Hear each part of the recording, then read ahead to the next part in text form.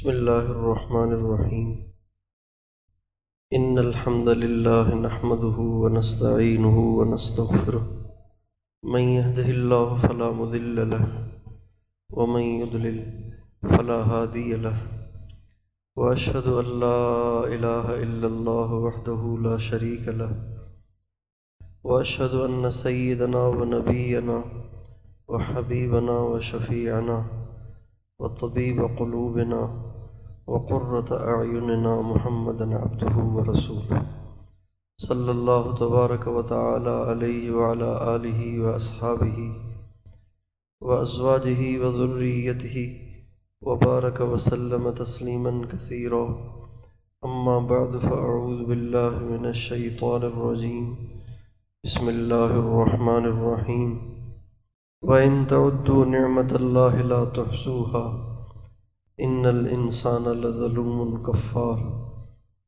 وقال تعالى اعملوا آل داود شكرا وقليل من عبادي الشكور سبحان ربك رب العزة عما يصفون وسلام على المرسلين والحمد لله رب العالمين اللهم صل على سيدنا محمد وعلى آل سیدنا محمد وبارک وسلم۔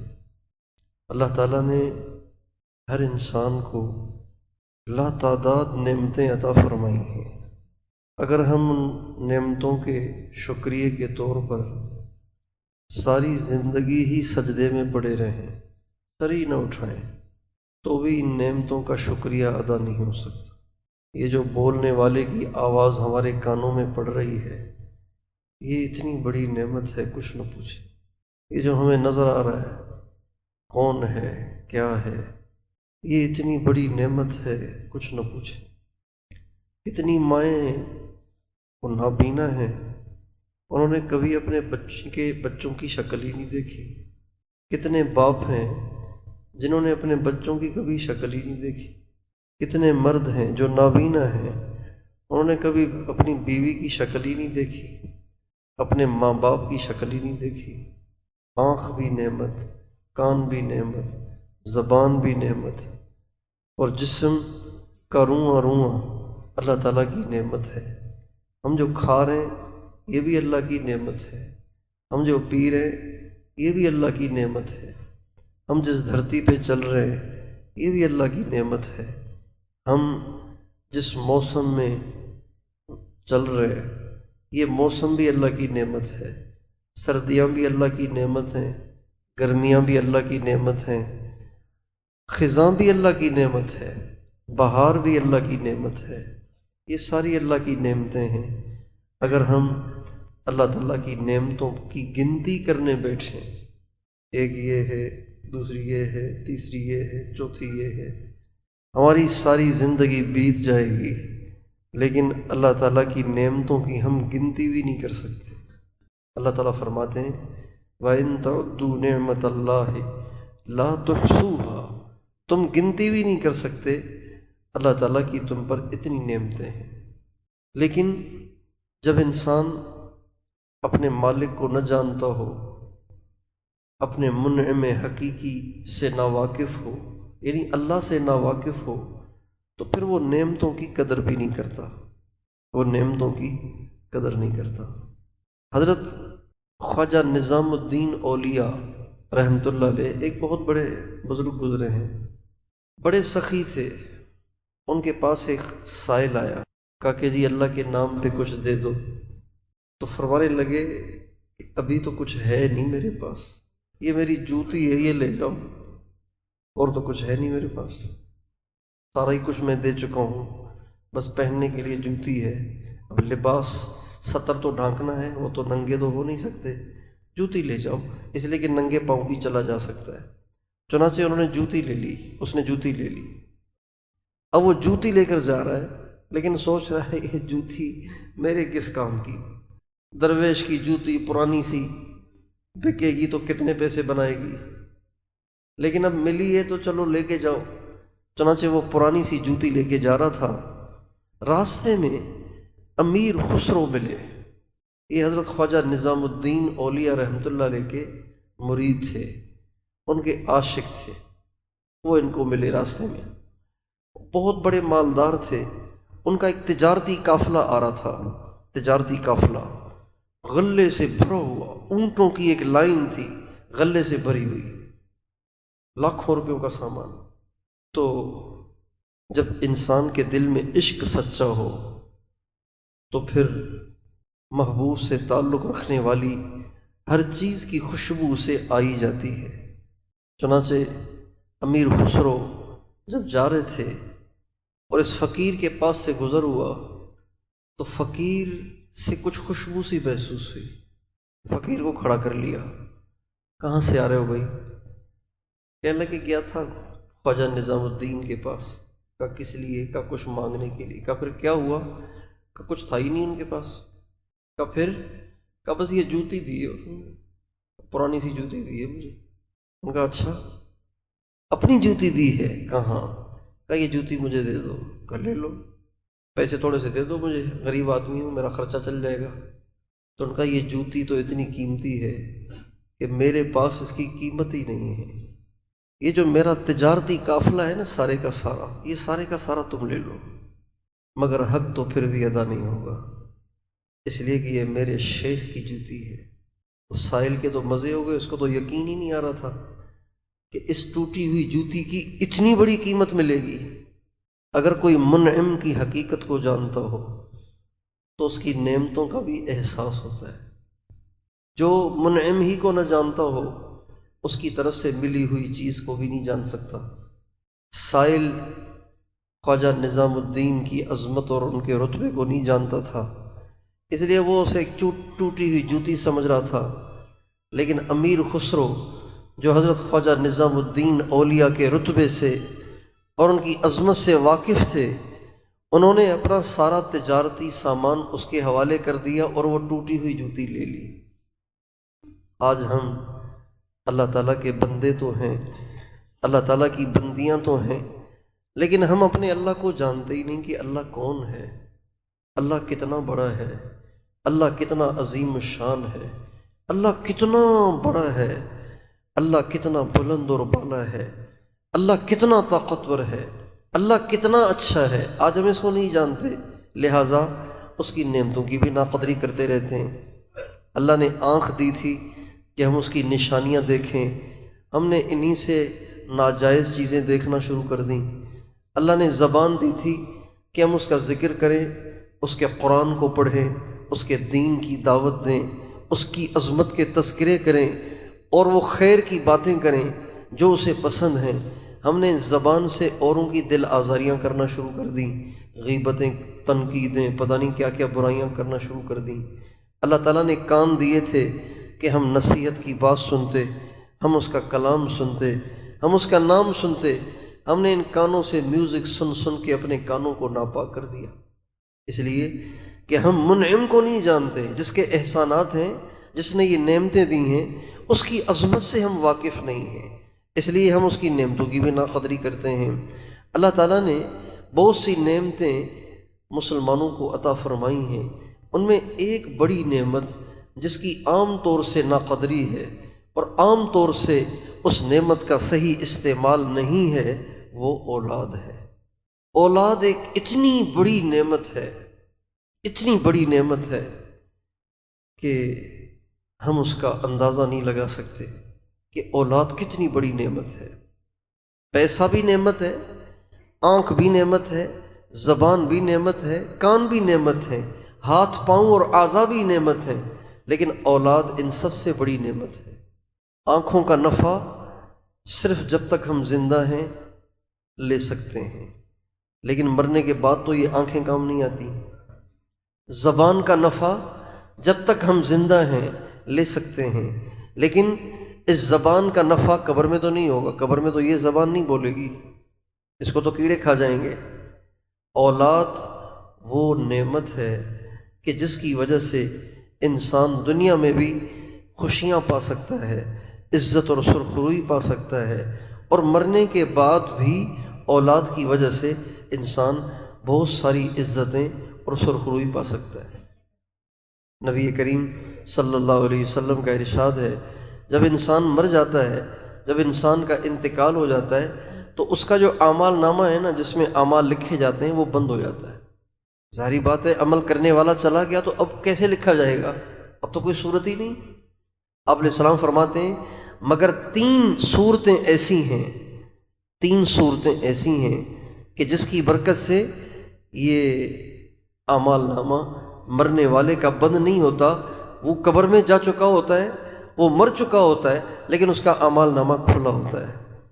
3 صورتیں، یعنی 3 طریقے ایسے ہیں کہ جن طریقوں سے مرنے کے بعد بھی اعمال نامہ کھلا رہتا ہے۔ ان میں سے ایک علم ينتفع به، کوئی انسان ایسا علم چھوڑ جائے، ایسا علم چھوڑ جائے، ایسا علم چھوڑ جائے کہ جس سے لوگ نفع اٹھاتے رہیں۔ اب جیسے مثلا حضرت قاری عطاء الرحمن صاحب نے بچوں کو حفظ کرا دیا، بچیوں کو حفظ کرا دیا۔ اب یہ دنیا سے چلے جائیں گے، یہ بچیاں پڑھتی رہیں گی، یہ بچے پڑھتے رہیں گے، اور یہ سلسلہ چلتا رہے گا۔ یہ بچے اوروں کو پڑھائیں گے، وہ اوروں کو پڑھائیں گے، وہ اوروں کو پڑھائیں گے، وہ اوروں کو پڑھائیں گے۔ ان کا اعمال نامہ بند نہیں ہوگا، کھلا رہے گا، اور قیامت تک جتنے قرآن پڑھیں گے اور یہ سلسلہ چلتا رہے گا، یہ سارے کا سارا اجر قاری صاحب کے اعمال نامے میں لکھا جاتا رہے گا۔ ان کا اعمال نامہ بند نہیں ہوگا۔ یہ علم ہے۔ اور دوسری صورت صدقۃ جاریہ، کوئی ایسا صدقہ کر کے انسان جائے کہ جو چلتا رہے۔ مثلا کہیں کنواں کھدوا دیا، کنواں کھدوا دیا، اب کنویں کا لوگ پانی پی رہے ہیں، اجر مل رہا ہے کھدوانے والے کو۔ کوئی مسجد بنا دی، مسجد میں لوگ نماز پڑھ رہے ہیں، اور جو دنیا سے چلا گیا ہے اس کو ساری نمازوں کا اجر ملتا رہے گا۔ کوئی مدرسہ بنوا دیا، کوئی مدرسہ بنوا دیا، کسی مدرسے میں پڑھنے والے بچے کا خرچہ اٹھا لیا، کسی بچی کا خرچہ اٹھا لیا۔ اب وہ پڑھتی رہے گی، پڑھتا رہے گا، اور وہ فارغ ہو کے پھر پڑھاتا رہے گا، اور یہ سلسلہ ہمیشہ چلتا رہے گا۔ جس نے اس کا خرچہ اٹھایا سارا اجر اس کو ملتا رہے گا۔ یہ ہے صدقۃ جاریہ۔ اور تیسری چیز جو ان دونوں سے زیادہ قوی ہے وہ ہے وَوَلَدٍ صَالِحٍ يَدْعُو لَهُ، یہ سب سے زیادہ طاقتور ذریعہ ہے۔ آپ علیہ السلام فرماتے ہیں اور اس کا اعمال نامہ بھی بند نہیں ہوگا، اس کا اعمال نامہ بھی کھلا رہے گا جو نیک بچہ چھوڑ کے مرے۔ نیک بچہ، ولدن، ولدن سے مراد بیٹا بھی ہے، ولدن سے مراد بیٹی بھی ہے۔ ولد بیٹے بیٹی دونوں کو کہتے ہیں، ابنن کہتے ہیں بیٹے کو، بنتن کہتے ہیں بیٹی کو، لیکن ولدن دونوں پہ بولا جاتا ہے۔ ایسی اولاد چھوڑ کے مرے کہ جو اولاد صالح ہو، نیک ہو، اور وہ اولاد ماں باپ کے لیے دعائیں کرتی رہے۔ اب ماں باپ تو مر گئے لیکن ان کے اعمال نامے بند نہیں ہوں گے، اس لیے کہ نیک بچے ان کے لیے دعائیں کر رہے ہیں، اور یہ سلسلہ چلتا رہے گا، چلتا رہے گا، چلتا رہے گا۔ اس کے درجات بلند ہوتے رہیں گے۔ بہت سے ماں باپ ایسے ہوتے ہیں کہ جو دوزخی ہوتے ہیں، جہنمی ہوتے ہیں، گنہگار ہوتے ہیں، اور جہنم میں جانا ان کا لازمی ہوتا ہے، لیکن نیک بچے چھوڑ کے مرتے ہیں۔ وہ بچے ان کے لیے دعائیں کرتے رہتے ہیں، کرتے رہتے ہیں، کرتے رہتے ہیں۔ ان کی دعاؤں کی برکت سے تھوڑے تھوڑے تھوڑے تھوڑے ان کے گناہ معاف ہوتے رہتے ہیں، یہاں تک کہ سارے گناہ معاف ہو جاتے ہیں۔ پھر ان کے درجے بلند ہونا شروع ہوتے ہیں، اتنے درجے بلند ہو جاتے ہیں کہ وہ ولیوں تک پہنچ جاتے ہیں بچوں کی دعاؤں کی برکت سے۔ یہ اولاد اتنی بڑی نعمت ہے، کچھ نہ پوچھیں۔ علامہ ابن قیم رحمۃ اللہ علیہ نے ایک واقعہ لکھا ہے اپنی کتاب الروح میں۔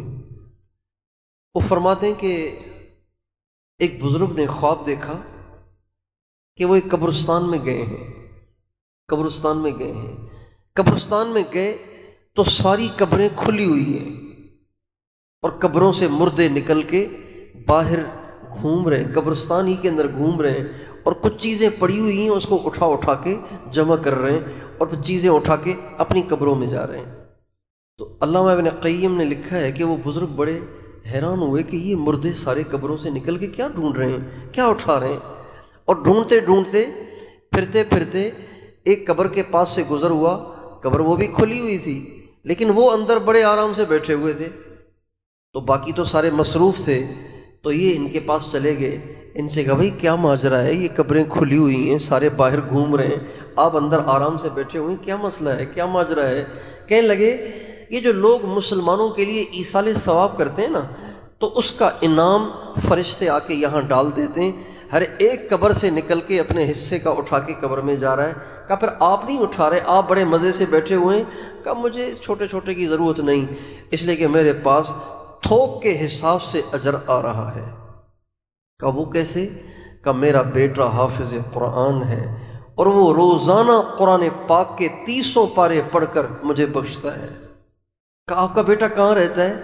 کہا فلاں جگہ، فلاں بازار میں، مٹھائی کی دکان ہے اس کی۔ صبح کو اٹھے وہ بزرگ تو سارا خواب ان کو یاد تھا، اب وہ چلے ڈھونڈ ڈھانڈ کے، وہ بازار مل گیا، وہاں پہنچے تو دیکھا واقعی مٹھائی کی دکان ہے، ایک لڑکا بیٹھا ہوا ہے اور اس کے پاس ماشاءاللہ گاہکوں کا رش لگا ہوا ہے، لیکن وہ بول نہیں رہا کسی سے، مٹھائی دے رہا ہے پیسے لے رہا ہے، مٹھائی دے رہا ہے پیسے لے رہا ہے، مٹھائی دے رہا ہے پیسے لے رہا ہے۔ جب سارے گاہک فارغ ہو گئے تو اس بچے نے کسی سے بات ہی نہیں کی، پتہ نہیں اس کے ہونٹ ہل رہے تھے، کچھ پڑھ رہا تھا۔ جب سارے گاہک فارغ ہو گئے تو اس نے کہا بیٹا آپ کسی سے بات نہیں کر رہے، آپ کے ہونٹ ہل رہے ہیں، آپ کچھ پڑھ رہے ہیں کیا؟ کہا ہاں میں پڑھ رہا ہوں۔ کہا کیا پڑھ رہے ہیں؟ کہا قرآن پڑھ رہا ہوں۔ کہا کتنا پڑھ لیتے ہیں؟ کہا سارا قرآن روزانہ ختم کرتا ہوں۔ کہا پھر کیا کرتے ہیں؟ کہا میرے والد صاحب دنیا سے چلے گئے، میں روزانہ پڑھ کے ان کو بخشتا ہوں۔ اور انہوں نے ان کو خواب سنایا تو بیٹا بڑا خوش ہوا۔ کچھ دن کے بعد، کچھ عرصے کے بعد ان بزرگوں نے دوبارہ خواب دیکھا۔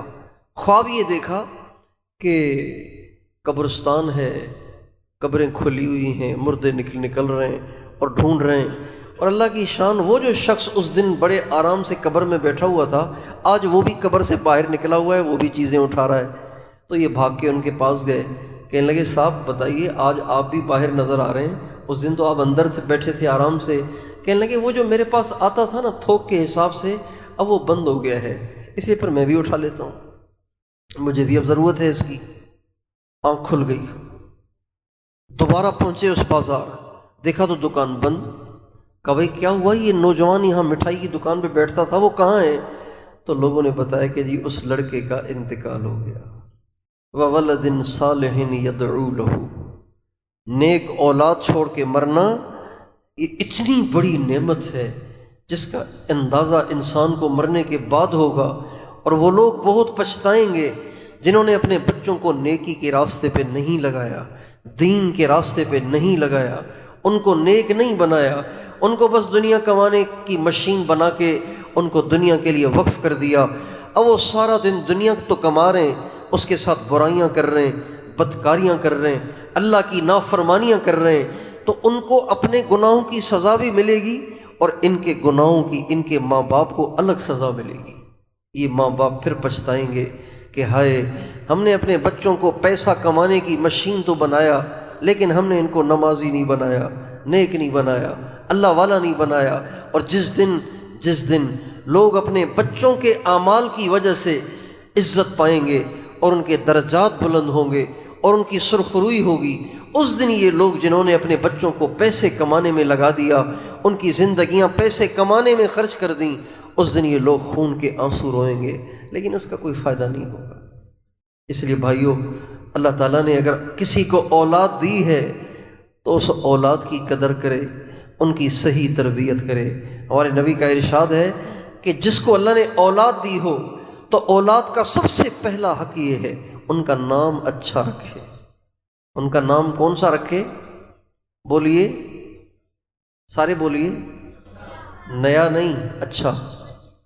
آج کل ایک یہ بھی فیشن چل پڑا ہے، نام ایسا رکھو کہ جو کسی کا ہو ہی نہیں، نیا نام، اب چاہے اس کا معنی کوئی سا بھی ہو، ایسا نام رکھو کہ جو کسی کا نہ ہو، ایسا نام۔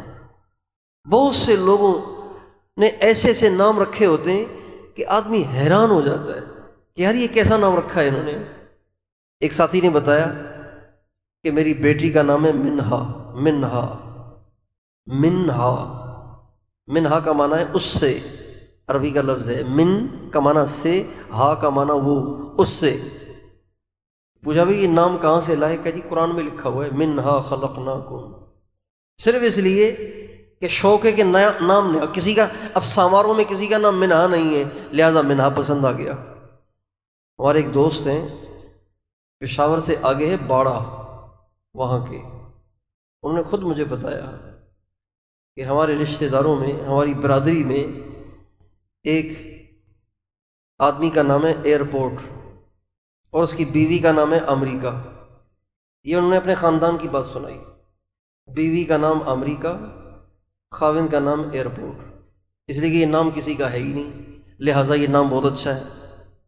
ہمارے نبی کا ارشاد ہے سب سے پہلا حق اولاد کا یہ ہے ان کا نام اچھا رکھا جائے۔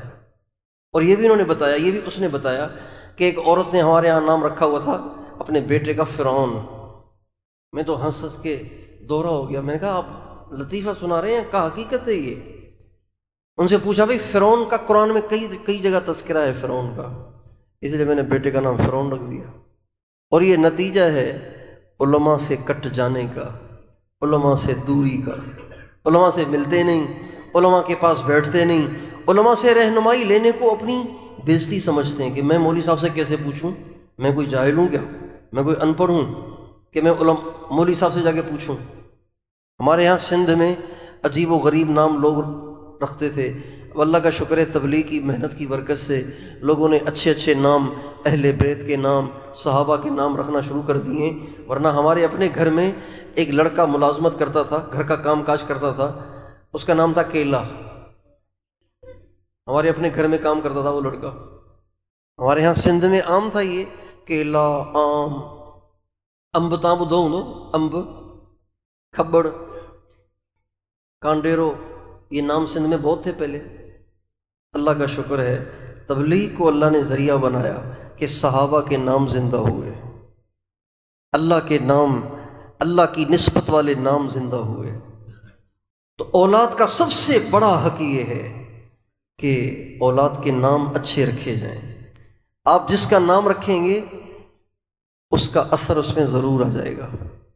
آپ جس کا نام رکھیں گے، ابو بکر رکھیں گے تو اس میں جمال ہوگا، عمر رکھیں گے اس میں جلال ہوگا، عثمان رکھیں گے اس میں حیا ہوگا، اور علی رکھیں گے اس میں شجاعت ہوگی۔ آپ رکھ کے دیکھیے، ناموں کا اثر ہے۔ ابو ہریرہ رکھیں گے اس میں علم کا شوق ہوگا، ابو ذر رکھیں گے دنیا کی بے رغبتی ہوگی۔ ان ناموں کے اثرات ہیں۔ تو سب سے پہلا حق اولاد کا یہ ہے کہ اس کا نام اچھا رکھا جائے، اور دوسرا حق یہ ہے کہ اولاد کی صحیح تربیت کی جائے، اولاد کی صحیح تربیت کی جائے۔ اولاد کی تربیت کیا ہے؟ اولاد کی تربیت یہ نہیں ہے کہ اس کو پڑھا لکھا بنایا جائے، یہ الگ چیز ہے، تعلیم الگ چیز ہے، تربیت الگ چیز ہے۔ اولاد کی تربیت کی جائے، کیا مطلب؟ اس میں صحیح اور غلط کی تمیز پیدا کی جائے، اس میں اچھے اور برے کی تمیز پیدا کی جائے، اس میں حق اور باطل کی تمیز کی جائے، پیدا کی جائے، اس میں اپنے اور پرائے کی تمیز پیدا کی جائے، اس میں کامیابی اور ناکامی کے معیار کی تمیز پیدا کی جائے۔ اگر ہمارے بچے نبی کے طریقے میں عزت نہیں سمجھتے اور کفار کے طریقے میں ذلت نہیں سمجھتے، ہم نے چاہے انہیں کچھ بھی بنا دیا، ہم نے اس کی تربیت نہیں کی۔ تربیت یہ ہے کہ ہمارا بچہ نبی کے طریقے میں عزت سمجھے اور غیروں کے طریقے میں ذلت سمجھے، نبی کے طریقے کو عزت کی نگاہوں سے دیکھے اور غیروں کے طریقے کو ذلت کی نگاہوں سے دیکھے۔ ہمارا بچہ جیسے بچھو سے ڈرتا ہے، سانپ سے ڈرتا ہے، ایسے ہی وہ اللہ کی نافرمانی سے ڈرے جیسے آگ سے ڈرتا ہے۔ کوئی بچہ آگ میں ہاتھ نہیں ڈالتا، کوئی بچہ بچھو میں ہاتھ نہیں ڈالتا، کوئی بچہ سانپ میں ہاتھ نہیں ڈالتا، کوئی بچہ کتے کے منہ میں ہاتھ نہیں ڈالتا، اس کو پتہ ہے کہ کتا کاٹتا ہے۔ اسی طرح ہمارے بچوں کے دل دماغ میں یہ بات بیٹھی ہوئی ہو کہ میں نے جھوٹ نہیں بولنا، اللہ ناراض ہو جائے گا، میں نے گالی نہیں دینی، اللہ ناراض ہو جائے گا، میں نے زیادتی کرنے والے سے انتقام نہیں لینا، اللہ ناراض ہو جائے گا۔ میرے نبی نے ساری زندگی کبھی کسی سے انتقام نہیں لیا۔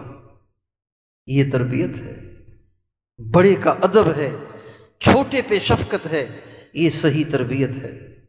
نبی کریم صلی اللہ علیہ وسلم کے ساتھ حضرت انس کھانا کھا رہے تھے. حضرت انس تھے 8 سال کے، ہمارے نبی کے ساتھ کھانا کھا رہے تھے.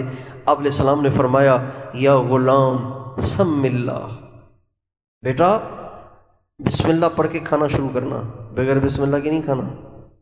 وَكُلْ بِيَمِينِكَ، دائیں ہاتھ سے کھاؤ. فَإِنَّ الشَّيْطَانَ يَأْكُلُ بِشِمَالِهِ، اس لیے کہ بائیں ہاتھ سے شیطان کھاتا ہے.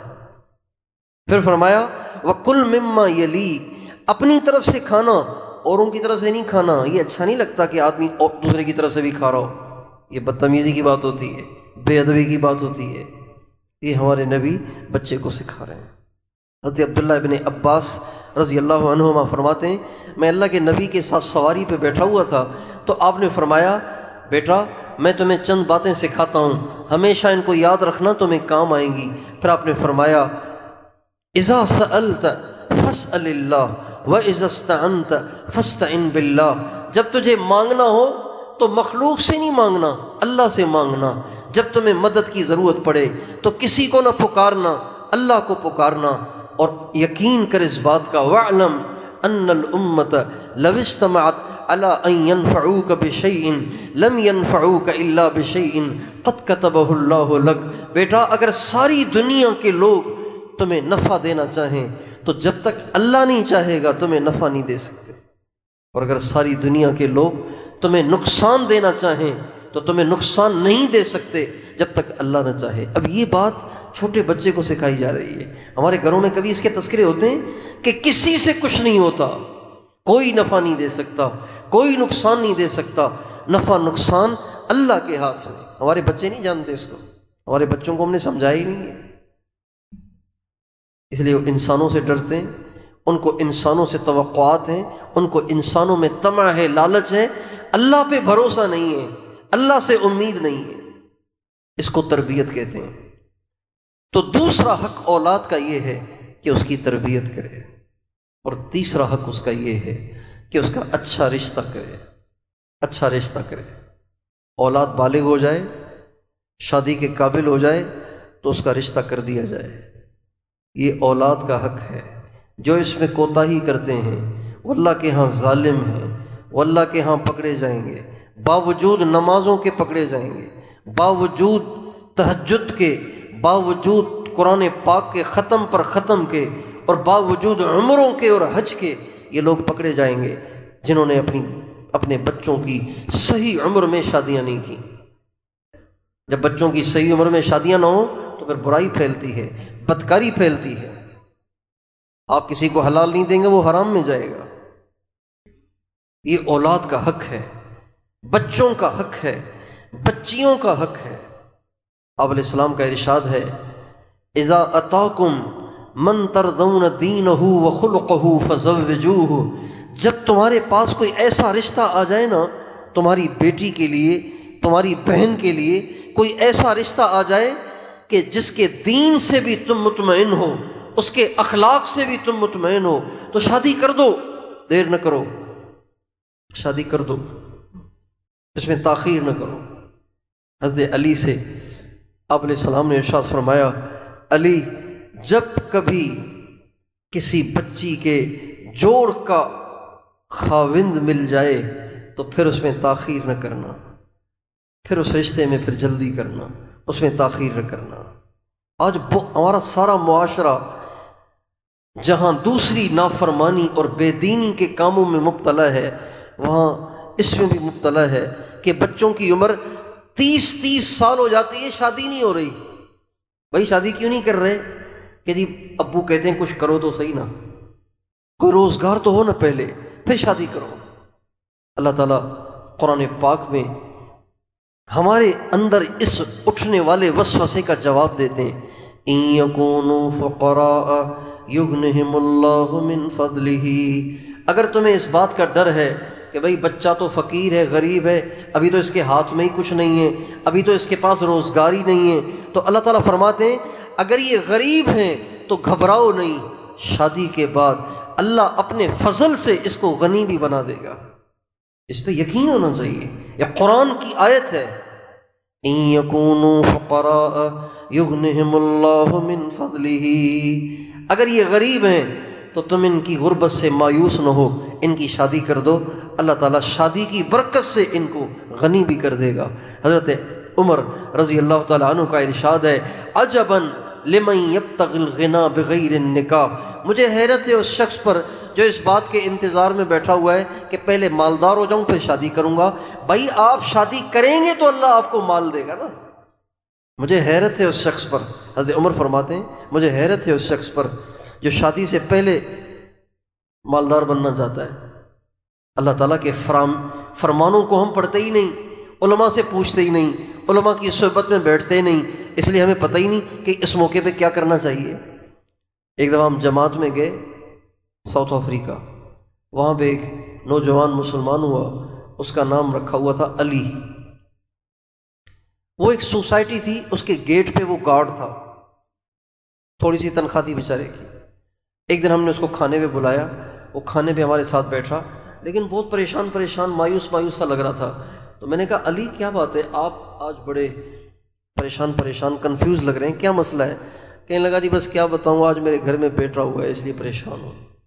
میں نے کہا خدا کے بندے، بیٹا ہوا ہے تو خوش ہونا چاہیے، ہمارے یہاں تو مٹھائیاں بٹتی ہیں جب کسی کے گھر میں بیٹا ہو، تو یہ بھی ہمارا المیہ ہے، ہمارے ہاں المیہ ہے، خاص طور پر سندھ میں اگر کسی کو بیٹا ہو تو چینی بانٹتے ہیں، بیٹی ہو تو کچھ بھی نہیں بانٹتے، بیٹے پہ خوشی مناتے ہیں، بیٹی پہ خوشی نہیں مناتے، بیٹوں کو نعمت سمجھتے ہیں، بیٹیوں کو بوجھ سمجھتے ہیں، حالانکہ بیٹی اللہ کی رحمت ہے، بیٹی اللہ کی، بولیے کیا ہے؟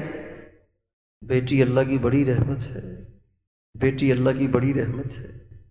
اللہ تعالیٰ نے ہمارے نبی کو 3 بیٹے دیے، تینوں واپس لے لیے، 4 بیٹیاں دیں، 3 واپس لے لی، ایک بیٹی چھوڑ دی، وہ حضرت فاطمہ تھیں۔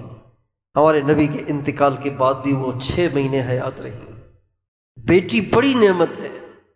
نبی کریم صلی اللہ علیہ وسلم کا ارشاد ہے، جس کو اللہ نے 3 بیٹیاں دیں اور ان کی اچھی تربیت کی، ان کا اچھا رشتہ کیا، وہ جنت میں میرے ساتھ ایسے ہوگا جیسے شہادت والی انگلی کے ساتھ بیچ کی انگلی ہے۔ جنت میں میرے ساتھ یوں ہوگا وہ جسے اللہ نے 3 بیٹیاں دیں اور تینوں کی اچھی تربیت کی اور ان کا اچھا رشتہ کر دیا۔ ایک نے کہا یا رسول اللہ اگر 2 ہوں تو؟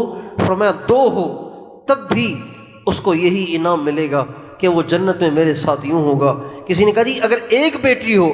فرمایا اگر 1 بیٹی ہوگی اور وہ اس کی اچھی تربیت کرے گا، اس کا اچھا رشتہ کرے گا، اس کا گھر بسائے گا، تو وہ بھی جنت میں میرے ساتھ ایسے ہوگا جیسے یہ 2 انگلیاں ساتھ ہیں۔ بیٹی اتنی بڑی نعمت ہے۔ تو پہلی آپ سے درخواست یہ ہے کہ جب بیٹے ہوں بے شک آپ خوشی منائیں جائز طریقے سے، جب بیٹیاں ہوں تو بھی خوشی منایا کریں، مبارکباد دیا کریں، مٹھائی بانٹا کریں، اظہار کیا کریں کہ میں اللہ کی اس نعمت پہ راضی ہوں، خوش ہوں، پریشان نہیں ہوں۔ تو بھئی بیٹیوں کی پیدائش پر بھی خوشی منائیں گے؟ بولیے سارے بتائیں، بیٹیوں کی پیدائش پہ بھی خوشیاں منائیں گے نا انشاءاللہ؟ کیا بات سنا رہا تھا میں؟ یہ تو بیچ میں آ گئی تھی بات، ساؤتھ افریقہ والی بات۔ تو کہا جی مجھے بیٹا ہوا ہے اس لیے پریشان ہوں۔ میں نے کہا بیٹا ہوا ہے تو خوش ہونا چاہیے آپ کو، پریشان کیوں ہیں آپ؟ کہنے لگے بات یہ کہ میری سیلری بہت تھوڑی ہے، میری تنخواہ تھوڑی سی ہے، اور جتنے ہم گھر میں افراد ہیں انہی کو بڑی مشکل سے پوری ہوتی ہے، اب ایک اور آ گیا ہے، اب اس کا خرچہ کہاں سے آئے گا؟ اتنی تو گنجائش ہی نہیں میرے پاس۔ تو میں نے کہا علی آپ مسلمان تو ہو گئے ہیں تو پھر کیوں پریشان ہیں؟ کہا اس میں مسلمان ہونے کا کیا تعلق ہے؟ میں نے کہا قرآن کو سچا مانتے ہیں؟ کہا مانتا ہوں۔ میں نے کہا ہمارے قرآن میں 30 پارے ہیں، اور ان 30 پاروں میں جو 12واں پارہ ہے نا، 12واں حصہ، اس کی پہلی آیت میں اللہ تعالیٰ نے آپ کے مسئلے کا حل بتایا ہے، وَمَا مِن دَابَّةٍ فِي الْأَرْضِ إِلَّا عَلَى اللَّهِ رِزْقُهَا وَيَعْلَمُ مُسْتَقَرَّهَا وَمُسْتَوْدَعَهَا كُلٌّ فِي كِتَابٍ مُبِينٍ۔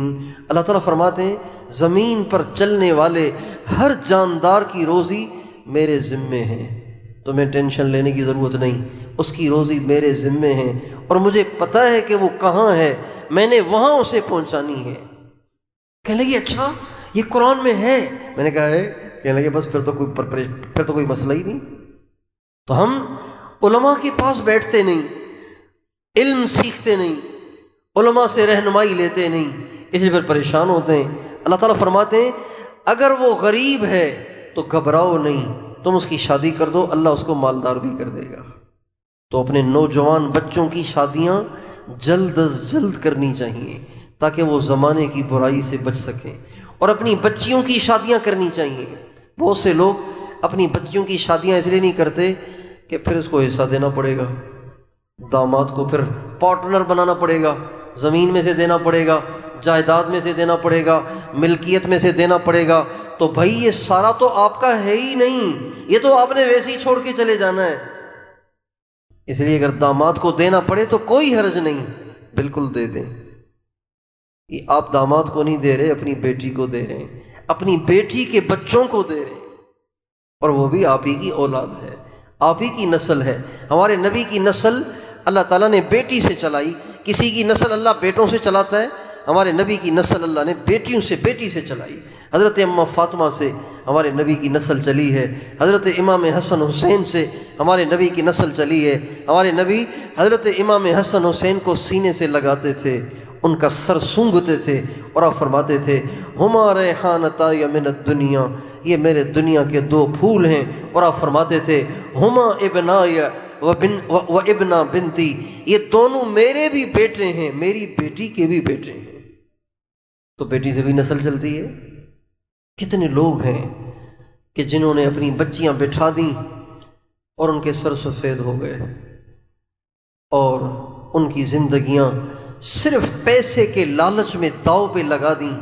میرے بھائیوں، ایسے لوگ حج بھی کریں، عمرے بھی کریں، تہجد بھی پڑھیں، اللہ تعالیٰ کو ان کے عمروں اور حجوں کی ضرورت نہیں ہے، اس لیے کہ مخلوق کے حقوق اللہ کبھی معاف نہیں کرے گا، اور یہ دوزخ میں جانے کا باعث بن جاتے ہیں۔ اس لیے اولاد کا حق ہے اس کی صحیح تربیت کرنا، اچھا نام رکھنا، صحیح تربیت کرنا، ان کی ذہن سازی کرنا، ان کے دل میں اللہ کی محبت بٹھانا، اللہ کے نبی کی محبت بٹھانا، قرآن کی محبت اور عظمت بٹھانا، اور ان کے دل میں آخرت کا یقین بٹھانا، مرنے کے بعد حساب کتاب کا یقین بٹھانا، اور جب وہ بڑے ہو جائیں تو ان کے اچھے رشتے کرنا، اور ان کو گھر بنا کے ان کے گھر کو بسانا، یہ ہر ماں باپ کی ذمہ داری ہے۔ اللہ تعالیٰ اس کے بارے میں پوچھے گا۔ آج ماں باپ اپنے بچوں کے حقوق ادا نہ کر کے ظالم بنے ہوئے ہیں، جس کی وجہ سے اولاد کے ہوتے ہوئے بھی وہ پریشان ہیں۔ اس لیے میں اور آپ یہ نیت کریں کہ انشاءاللہ اب ہم اپنی اولاد کی صحیح تربیت کریں گے، صحیح تربیت کریں گے، اپنی اولاد کو دین کے ساتھ جوڑیں گے۔ ناظرہ قرآن تو صحیح ناظرہ قرآن تو ہر مسلمان اپنے بچے کو پڑھائے، اور اللہ تعالیٰ توفیق دے تو حفظ بھی کرائیں۔ حفظ کرانے میں صرف 2 سال لگتے ہیں، 2-2.5 سال لگتے ہیں۔ اگر ہم اپنے بچوں کو قرآن پاک کا حافظ بنا دیں، پھر کسی کو زیادہ دنیا کمانے کا شوق ہے، بے شک ڈاکٹر بنائے، انجینئر بنائے، جو چاہے بنائے، لیکن ایک دفعہ اس کو حافظ قرآن بنا کر کسی اللہ والے کی صحبت میں بٹھا کے اس کے دل میں دین والوں کی اہمیت اور محبت بٹھا کے پھر بے شک اس کو ڈاکٹر بنائے، تو یہ ڈاکٹر بن کر لوگوں کی دعائیں لے گا۔ اور اگر آپ نے اس کو قرآن سے نہ جوڑا، اللہ والوں سے نہ جوڑا، اس کی صحیح ذہن سازی نہ کی، اس کے دل میں آخرت کا یقین نہ بٹھایا، تو یہ ڈاکٹر بنے گا لیکن کسائی بنے گا، بد دعائیں لے گا۔ یہ آج ہماری اکثریت ڈاکٹروں کی بد دعائیں لینے والی ہے، دعائیں لینے والی نہیں ہے، بد دعائیں لیتے ہیں۔ اللہ تعالیٰ ہمیں دعائیں لینے والا بنائے، ہماری نسلوں کو دعائیں لینے والا بنائے۔ تو حافظ قرآن اپنے بچوں کو بنائیں، اور نہیں تو بھائی کم از کم ہر گھر میں ایک حافظ تو ہونا چاہیے، ہر گھر میں ایک حافظ، ہر گھر میں ایک حافظ۔ ابھی ہم 1 ہفتہ پہلے نہیں 15 دن 10 دن پہلے ہم بلوچستان گئے۔ بلوچستان میں ایک علاقہ ہے، اس کا نام ہے کربلا۔ آپ نے نہیں سنا ہوگا پہلے نام، اس کا نام ہے کربلا۔ وہاں سارے سید رہتے ہیں، حضرت امام حسین کی اولاد میں سے لوگ رہتے ہیں وہاں پہ۔ 200 سال پہلے ان کے ایک جد امجد افغانستان سے آئے تھے، یہاں آ کے انہوں نے ڈیرا ڈالا اور یہاں آ کے انہوں نے علاقہ آباد کیا۔ اپنی بستی کا نام امام حسین کی محبت میں انہوں نے کربلا رکھا، انہی کی نسل چلی۔ انہوں نے مجھے بتایا، اور یہ آپ کے ساماروں سے شاید بڑا، آپ کے ساماروں سے بڑا علاقہ ہے، ساماروں سے بڑا علاقہ ہے، اور سارے مسلمان نمازی ہیں۔ بیٹا خاموش رہو، سارے مسلمان نمازی، اور کوئی گھر ایسا نہیں جس میں حافظ قرآن نہ ہو، ایک گھر بھی ایسا نہیں۔